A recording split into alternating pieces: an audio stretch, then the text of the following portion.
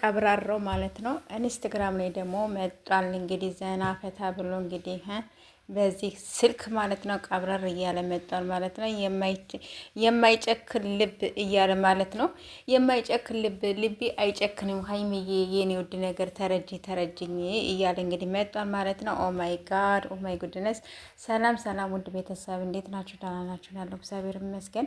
እንግዲህ የኔ ውዶች የኔ ምርጦች ማለት ነው እንግዲህ ከይቅርታ ጋራ ይህን ቻናል አዲስ ነው። ያኛው ቻናል ሀና የሚለው በሚያሳዝን ነገር ተብላሽቶብኛል። የምሬን ነው የምላችሁ። እንግዲህ ለብዙ እኔ ምን እንደምን ብቻ አላውቅም፣ ብቻ ግን በጣም ይቆይብኛል። ያው ሰሞኑን ከተስተካከለልኝ እንግዲህ ዩቲዩብ ከመለሰልኝ በጣም ደስ ይለኛል። ግን አላውቅም የማይመልስልኝ ከሆነ ግን የተወሰነ ወራቶች ይቆይብኛል። ወር ሳይሆን ወራቶች ሊቆይል ይችላል። ላሊያም ደግሞ ወይም ሊመልሰው ላይመልሰው ይችላል ማለት ነው። ስለዚህ ሌላ ቻናል ከፍቻለሁኝ አዲስ።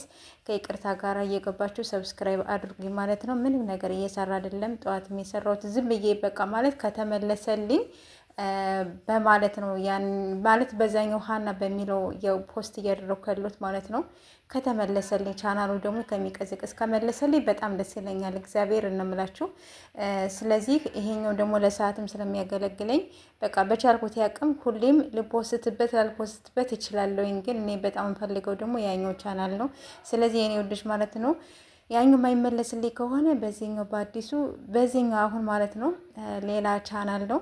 ስለዚህ ይሄንን በዚህ ስፖስት እየገባችሁ ሰብስክራይብ አድርጉኝ የኔ ውዶች የኔ ምርጦች፣ እስከ መጨረሻው ይልኝ ለሰዓትም እንዲያገለግለኝ ማለት ነው። እና በዚህ መልኩ መጥቻለሁ። ከተበላሸብኝ አሁን 3ኛ ቀኔ ነው ማለት ነው። ያው ምንም ነገር የለውም፣ ማስታወቂያ ምንም አይሰራም ያኛው ሀና በሚለው ማለት ነው።